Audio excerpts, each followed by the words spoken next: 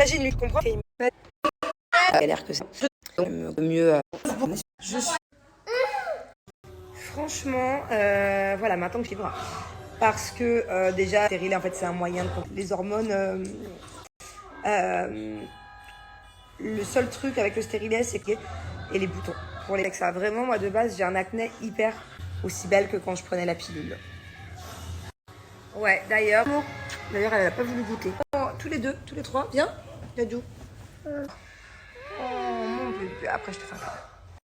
Alors moi, là, j'ai habité en Afrique. J'ai habité à Abidjan. J'ai déjà fait plusieurs pays. Il y en a plein que j'ai pas fait encore. Voilà, pourquoi pas, ou des missions humanitaires, dans ce cas-là, dans d'autres pays qui en auraient le plus besoin. Est-ce que tu sors? Qu'est-ce qu'il y a, Dadou? Maman, je dors. Mais tu dors, qu'est-ce que ça peut te faire que je ce soir? Yes or no, bébé? Bon, du coup, là, je vais rejoindre une copine, je suis en pyjama. Elle habite à je répondrai à toutes vos questions, tout ça. Je me relève parce que je crois qu'elle n'a pas trop réseaux sociaux. Alors, je vous explique ce qui nous est arrivé avec Thiago au mall. Et j'ai été très fière de lui. Vous savez, quand je vous qu'il y avait, qu'on a mangé des donuts. En fait, il y a un petit garçon qui était à la table. Il y a un petit garçon qui était à la table derrière. La première fois, bon, je me suis pas trop posé de questions et je me suis dit, c'était quand même un cri très très fort. En plus, là où on était, c'est un gros mall où tout le monde mange. Ça résonnait, quoi. Et je me suis aperçue très rapidement que ce petit garçon, c'était vraiment toutes les 2-3 minutes, il faisait des grosses crises d'angoisse à la table. Et on voyait vraiment qu'il faisait des crises d'angoisse. Et donc j'ai vu, je lui ai tout de suite expliqué que ce petit garçon, il était certainement handicapé. Voilà, et qu'il avait certainement une maladie ou quelque chose qui fait qu'il se comportait comme ça et que du coup il n'arrivait pas à le contrôler en fait. Et que ce n'était pas juste un enfant qui faisait un caprice. Alors je ne sais pas s'il souffrait de... Mais il a fallu que j'explique ça à Thiago. Voilà, Thiago est déjà au courant que il y a des personnes qui souffrent d'handicap physique, mais je n'avais jamais encore expliqué ce que c'était qu'un handicap mental par exemple. Et d'habitude hyper bienveillant. Et il a tout de suite... Et voilà, et je lui ai rappelé que peu importe l'handicap, d'ailleurs à la gym avec eux, il y a une petite fille qui est handicapée à qui il manque un bras, et c'est vrai, peu importe l'âge de Gina ou Thiago, de comprendre ça, et de ne pas soit curieux de quelqu'un qui a une différence.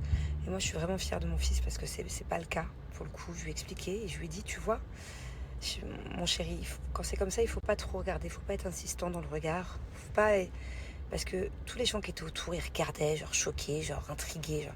Et en fait, j'expliquais, tu sais, les parents, que ce soit ce petit garçon, il est certainement en train de souffrir quand il fait des crises comme ça. Et puis les parents aussi, ça doit pas être facile pour eux d'avoir tous les regards sur soi comme ça. Donc il faut se mettre à la place des gens. Et puis là, tout de suite, il m'a fait... Ah ouais, il a eu un tellement beau discours. Mais qu'est-ce que je suis fière que depuis tout petit, justement, de ne pas lui avoir caché qu'il y avait des différences. Et c'était émouvant. Parce que même moi, honnêtement, je n'avais jamais vécu une situation pareille. Il soit si gentil avec ce petit garçon, aurait réagi de la même manière. Donc du coup, je suis... voilà. Donc c'est un peu compliqué d'expliquer tout ça. On y a longuement discuté. Donc, du coup, on s'est attardé un peu à table. Et je lui ai expliqué les différentes maladies que les enfants pouvaient avoir, même les adultes. Hein. Et que quand c'était comme ça, il fallait être bienveillant avec. Bon allez, je me remets de mes émotions. J'aborderai un autre sujet avec vous aussi parce qu'après il m'a posé des questions sur la route. C'était intense aussi, hein. C'est quelque chose ce petit bonhomme. Vraiment. Je suis vraiment au bout de ma vie. En ce moment, j'ai plein de boutons au niveau du bas du visage. Ça doit être hormonal. Certainement que je vais avoir mes périodes bientôt. Enfin bon, bref, la seule solution que j'ai dans ma salle de bain et qui est efficace pour lutter contre mes boutons, c'est mon savon au lait de chèvre de la Maison des Sultans. Voilà, ça c'est indéniable. Je sais que si je ne l'avais pas, j'aurais bien plus de boutons. Je l'utilise tellement souvent que regardez, il me reste un petit morceau par-ci, un autre morceau troué par là. Et heureusement, j'en ai trouvé un presque neuf dans une autre salle de bain. Je ne peux vraiment pas m'en passer. Je m'en sers tous les matins pour enlever l'excès de sébum de la nuit. Tous les soirs pour enlever mon maquillage. Moi, c'est comme ça que je me démaquille. Hein. Ce n'est pas un démaquillant, mais c'est comme ça que je me démaquille pour éviter de mettre trop de produits différents sur mon visage. En plus, c'est tellement doux. Plus il y a de mousse, plus c'est doux. Chèvre et pas une autre marque, tout simplement parce qu'il contient de l'huile d'argan et qu'il est bio. Et que du coup, 3, 4, 5 minutes, là je peux vous dire que je vais le laisser au moins un quart d'heure. J'en ai vraiment besoin. Étape numéro 2, je vais venir appliquer mon exfoliant à la Maison des Sultans. C'est mon scrub ambre et or. La texture, elle est juste incroyable. Il est tout doré comme ça. Et en fait, il donne la peau d'une douceur, mais vraiment extrême, absolue. Genre, je le surkiffe. Et j'insiste surtout sur cette zone parce que j'ai une tonne de points noirs et de petites peaux mortes. Il faut vraiment que j'arrive à exfolier tout ça. Et pour finir, la dernière étape que je fais tous les soirs, pareil sur mon petit pinceau, je vais venir appliquer mon eau de rose. Super bon. Et ce qui est top, c'est que ça n'a pas d'effet collant. Bon les amis, je vous conseille, avant tout, si ça vous intéresse les produits de la Maison des Sultans, de prendre tous les produits par exemple que je vous ai présentés ou même d'autres produits à l'unité dans le panier. Non. Et en plus, mon code promo, il est valable aussi sur la box. Donc si vous faites vos calculs, ça vaut beaucoup plus le coup. Coucou Amélia, bah écoute, tu sais quoi, bonne nouvelle, c'est parti pour un nouveau. Et moi aussi, bah à chaque fois je vous le répète, hein, mais j'adore ce moment et encore plus là. Hier, j'ai des remontées de donuts. Hier, c'était moyen. J'ai été trop distraite à droite à gauche. Je suis très bien dans mon lit pour répondre à vos questions. C'est parti. Alors Nadia, t'as raison à 80% dans ce que tu dis. C'est vrai que mon mal-être, généralement, mes up and down, bah, vous le savez, hein, je m'en suis jamais cachée, viennent de ma relation avec Julien. Donc, tout dépend de la manière dont ça va entre nous deux. Pas à 100% maintenant, mais en tout cas, c'est quand même toujours un peu le cas. C'était mon gros problème d'il y a quelques mois. Effectivement, je me sens pas assez soutenue par mon mari. On a des problèmes quand même de communication, on a des problèmes de... Voilà, pour moi, il me donne peut-être pas assez d'affection. Bon, ça n'a rien à voir avec les lives parce que c'est comme ça depuis des mois et des mois, ça fait qu'un mois qu'il fait des lives. J'avoue que les lives n'ont pas arrangé les choses, en revanche. C'est vrai qu'on est tout le temps séparés. Là, par contre, c'est pas vraiment vrai. Donc je disais, non, on n'est pas tout le temps séparés. Parce que, voilà, il y a des couples qui se voient même beaucoup moins, qui partent au travail à 7h du mat, qui rentrent hyper tard le soir. On passe quand même des moments en famille assez régulièrement. Quotidiennement même, je dirais. Mais c'est vrai que je me sens des fois un peu seule. Ouais. C'est pas forcément que... Là, il est en live, ça me dérangerait pas qu'il fasse des lives, même le soir et tout, parce que j'ai plein de trucs à faire. Et puis même, je veux pas perdre mon habitude de papoter avec vous, par exemple. Je m'occupe, moi, le soir. Hein. Vous savez, là, il est 23h19. J'ai seulement le temps de me poser mon cul sur ce lit et vous parler. Mais c'est vrai que les moments où on est ensemble, ça me ferait peut-être du bien de recevoir plus d'affection, plus d'attention. Et ça, c'est vrai que c'est un problème que j'ai depuis plusieurs mois avec mon mari, hein, depuis même clairement pas bien avant ça. Et on travaille dessus. Hein. Voilà, on travaille dessus. Il y a des moments où il y a du relâchement, je ne vais pas vous mentir. Il y a des moments où il y a des efforts. Je vous avoue vraiment, en toute sincérité, en toute transparence, que par rapport à comment j'étais mentalement, moralement, il y a 6 mois, il y a même 1 an, je dirais, je me sentais bien plus seule que maintenant. Parce qu'il y a quand même des moments où je trouve qu'il fait des efforts, aussi dans la communication, où je trouve que il vient plus vers moi. Donc je me sens quand même moins seule qu'avant, surtout que j'ai fait un travail sur moi-même. Donc j'essaie d'être moins dépendante de lui par rapport à l'amour qu'il me porte et l'affection et l'attention. Mais il y a encore du boulot. Mais en tout cas, je vois quand même une évolution depuis. Et c'est d'ailleurs pour ça qu'on a tout fait pour essayer de sauver notre couple. Mais c'est vrai que ça pourrait évoluer encore plus. Voilà. Bon, alors là, on aborde un autre sujet. C'était une femme hier qui me disait qu'elle galérait à retrouver l'amour, qu'elle avait des enfants et que voilà. Et là, Goldo42, je pense que t'es un mec, vu ta photo là, hein, je suis tellement pas d'accord avec toi. Une femme avec des enfants ne retrouve jamais de mec, c'est complètement logique, mais pourquoi? Dis-moi juste pourquoi en fait.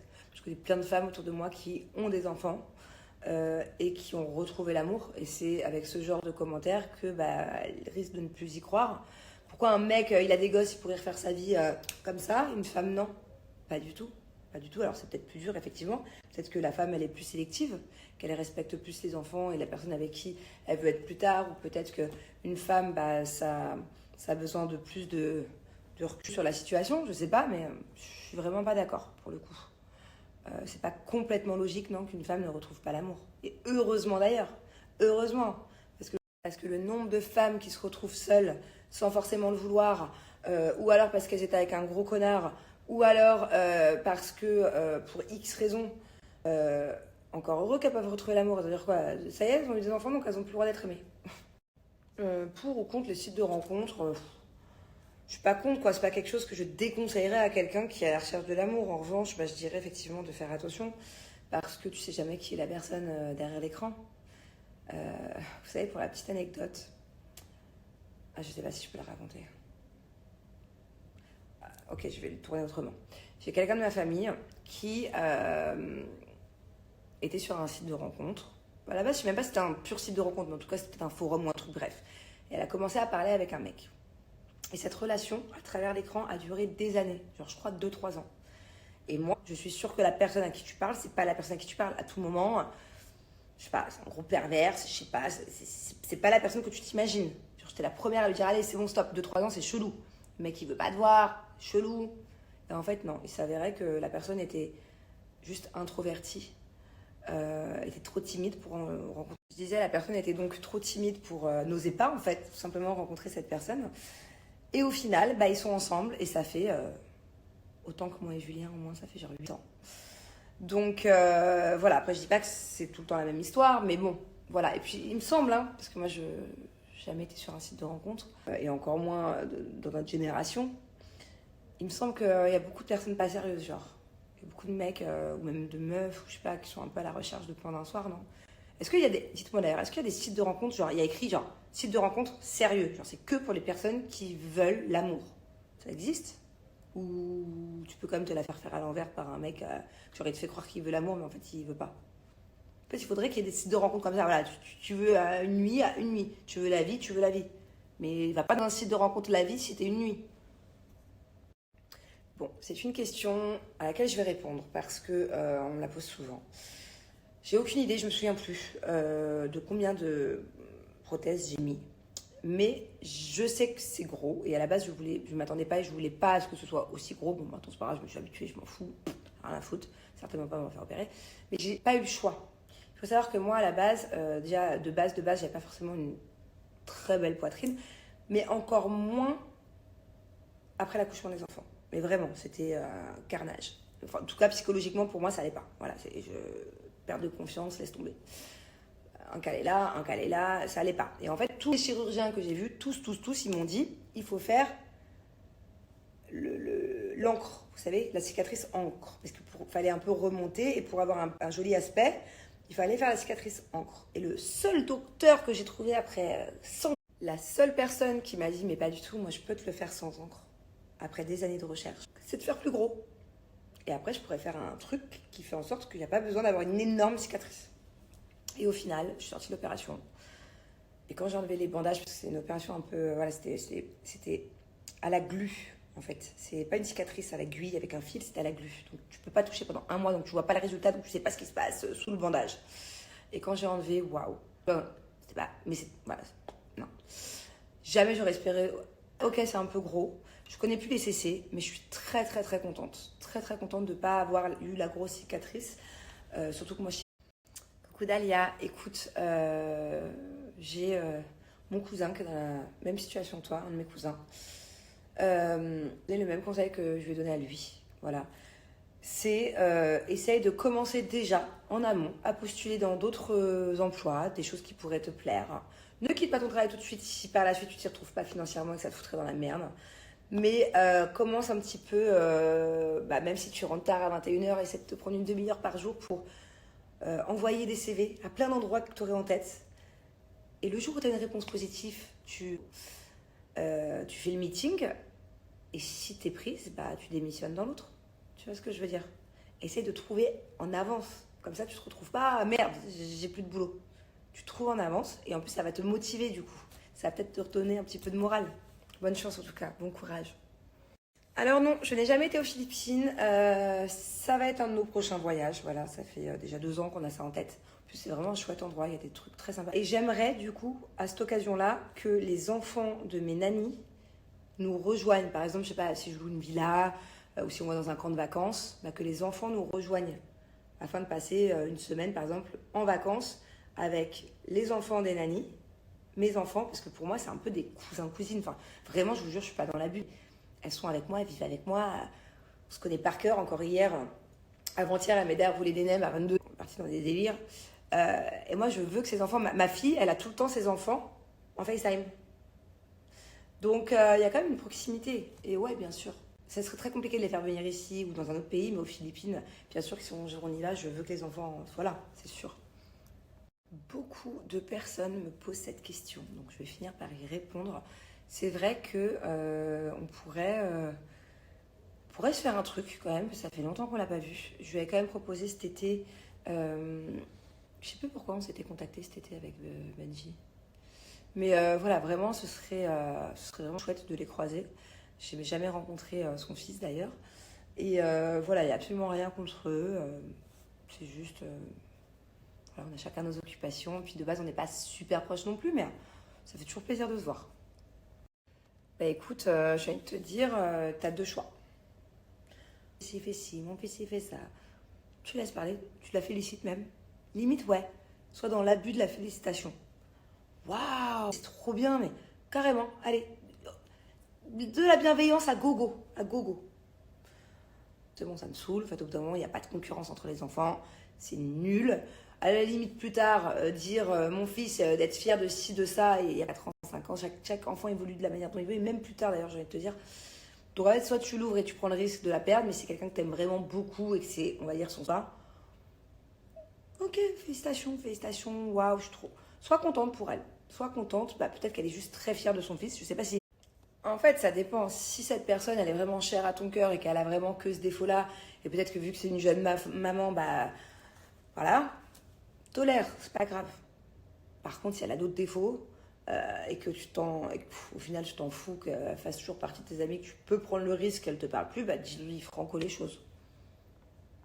Bon, alors là, je sais pas trop quoi répondre.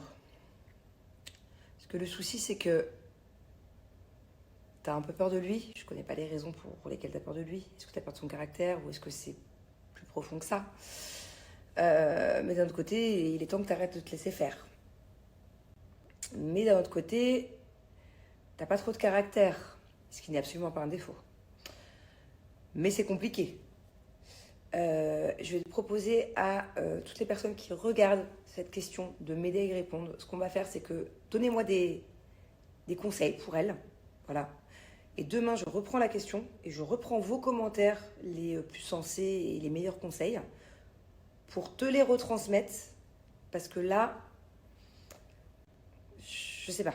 Faut m'aider. Aidez-moi tous, s'il vous plaît. Et demain, on reprend la question ensemble avec tout. En espérant qu'il y ait un maximum de conseils pour toi. La réponse, Sonia, est non. Non, non, non et non. Cette personne, elle n'est pas bienveillante à ton égard. Cette personne, c'est pas une réelle amitié qu'elle a envers toi. C'est certainement une amitié limite un peu pervers. Moi, ma meilleure amie, je lui souhaite que le meilleur. Quand il lui arrive une bonne nouvelle, je suis contente que si c'était pour moi. Donc si ce n'est pas le cas, c'est que c'est pas ton ami. Voilà, tout simplement. Donc, next. Ce sera pas une grande perte, je t'assure. Et qu'est-ce que tu vas te sentir soulagée? Coucou Joe, bah écoute, je veux bien te répondre, mais là, il n'y a pas de question. Donc n'hésite pas si tu as quelque chose à me raconter. Bah, la prochaine fois, je te réponds. Voilà, je te fais un gros bisou. Au jour d'aujourd'hui, non. Non, non, non, parce que pour moi, une tromperie dans le mariage, surtout quand il y a des enfants, c'est vraiment salir une famille entière. C'est vraiment briser un gros truc solide. Après, je ne juge pas les femmes qui pardonnent une tromperie pendant le mariage. Parce que justement, au contraire, on peut aussi se dire que bon, bah, s'il y a bien un moment qu'il faut pardonner, c'est à ce moment-là parce que pour pas tout foutre en l'air, justement. Il y a des femmes qui, à ma place, n'auraient pas pardonné la tromperie au tout début, parce que moi, au tout début, j'avais rien de très solide et que c'était sérieux sans être non plus trop sérieux. Et à l'inverse, il y a des femmes qui, comme moi, ne pardonneraient pas. Vous voyez? Donc, en tout cas, à mes yeux, ce serait une, une fissure du cœur pas réparable. Ouais, je l'ai déjà expliqué ma technique. C'est ma technique très personnelle. Ça s'appelle la technique des 5 jours. Des fois, ça peut être 3 jours. Tu pleures tout ce que tu as à pleurer. Tu souffres tout ce que tu as à souffrir. Tu évacues. Voilà, si, des mouchoirs. Et tu vides, tu te vides. Mais alors, au bout d'un moment, et pas au bout des mois et des mois, au bout d'un moment, incessamment sous peu, tu te regardes dans le miroir et tu te dis, mais attends, moi, je mérite ça, moi? Il y a une personne sur Terre qui a le pouvoir de me rendre comme ça. Il y a une personne sur cette putain de Terre qui, en fait, je suis la marionnette de quelqu'un, quoi. Donc après, tout dépend de la rupture. Si la personne a été en tort, si la personne t'a fait du mal, si la personne a été malveillante à ton égard, encore plus, alors là, tu te regardes, tu te dis, pas moi. Tu te dis, putain, je suis une bête de meuf, je mérite mieux. Et tu te convaincs toi-même. Tu restes devant ton miroir et tu arrives à te convaincre jusqu'à temps que tu en rigoles. Jusqu'à temps que t'aies qu'une envie, c'est de mettre une musique qui t'ambiance, te pouponner et hop, c'est reparti. Tu auras forcément de temps en temps des petits moments de down. Moi, c'est plutôt le matin. Souvent, le soir, je suis en mode, ah, je m'en bats les couilles, c'est un connard. Enfin, j'étais à l'époque avec mes ex et tout. Je m'en fous, c'est un connard, je suis une super meuf. Et le matin, par contre, t'as toujours un peu le blues. Il y a des gens, c'est l'inverse. Mais bon. En tout cas, voilà. Après, si ça a été une rupture qui a été dans le... C'était une très belle relation, que ça a été une rupture qui a été dans le respect et qui, pour X raisons, c'est un peu plus compliqué. Mais en tout cas, si t'as la moindre animosité ou je sais pas comment on dit contre le mec, au bout d'un moment, tu te regardes dans le miroir et tu te dis, mais moi, je ne mérite pas ça. Je ne mérite pas d'être dans cet état-là et ce mec-là ne me mérite pas. Je suis une bête de meuf et c'est un gros clochard. Voilà ce qu'il faut se dire. Attention, moi j'ai 95% de filles sur tous mes réseaux. Mais pour le peu de mecs qui regardent, s'il y a des mecs qui me regardent me raconter ma vie tous les soirs. Je ne sais pas, dites-moi si vous êtes là.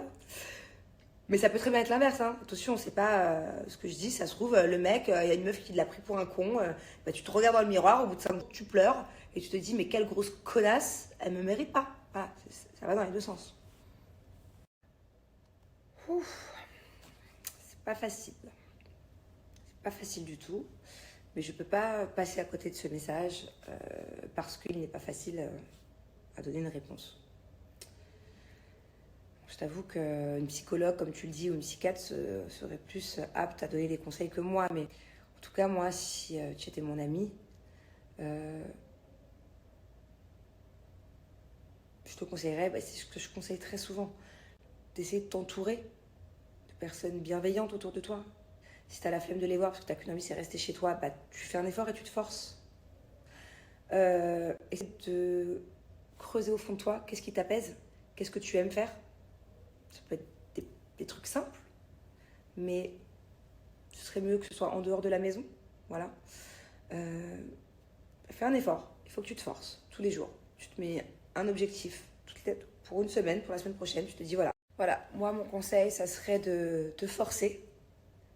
Et que quand tu t'es forcé à faire quelque chose, à sortir, à essayer de te changer les idées à l'extérieur de chez toi, peu importe l'activité, peu importe un truc qui te fait ne pas penser à cette dépression, et surtout, à chaque fois que tu le fais, tu te félicite. Tu te félicites, sois fier de toi. Même si c'est millimètre par millimètre qu'il faut que tu fasses des efforts, et que petit à petit tu remontes la pente, même si ça doit te prendre des mois, des années, félicite-toi à chaque fois. Écris bien tous les efforts que tu fais, tous les petits trucs, et puis à la fin du mois, tu te fais un compte rendu, tu te dis waouh, il y a un mois de ça, j'étais pas capable de faire ça. Là, il y a une vraie évolution.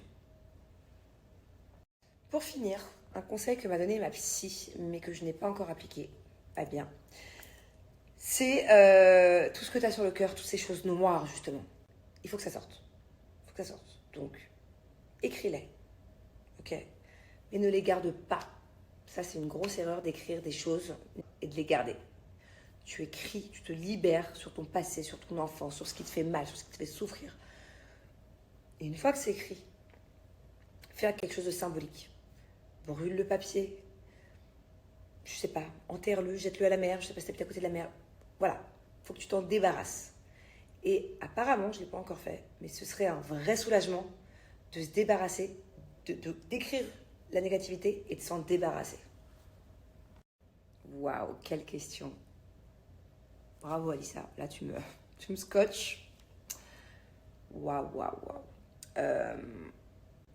Alors, je veux bien tout effacer, mais qu'à partir de la naissance de Thiago. Tout le reste d'avant.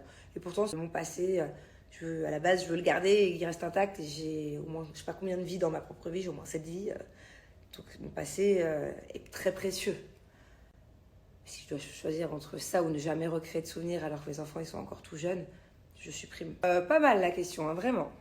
Dites-moi, dites-nous, Alissa et moi, vous, ce que vous préféreriez en commentaire là sous cette publication. Tika, ton message est très bouleversant. Je peux te souhaiter que une très très bonne convalescence, une très très bonne remise de tout ça. Je te souhaite de guérir le plus rapidement possible et d'essayer un petit peu de retrouver un peu de soleil dans ta vie. Voilà, tu as une histoire dure, compliquée. En tout cas, je t'apporte tout mon soutien, je t'apporte beaucoup d'amour et je pense que toutes les personnes qui vont lire ce message aussi, voilà, tu as tout notre soutien à toutes les personnes qui vont suivre cette story. Bon, les amis, je vais rester sur ce message très touchant. Voilà. On va rester sur un gros soutien pour elle. Ça m'a fait plaisir de passer encore 45 minutes avec vous. Je vous souhaite une bonne nuit et n'hésitez pas, pour tous les commentaires de demain, questions, sujets, parlez-moi de vous, parlez-moi de votre vie, de vos expériences. Peu importe, on peut parler de tout et n'importe quoi. N'hésitez pas, juste ici, pour tout ce qui est commentaires de demain. Bisous, bisous.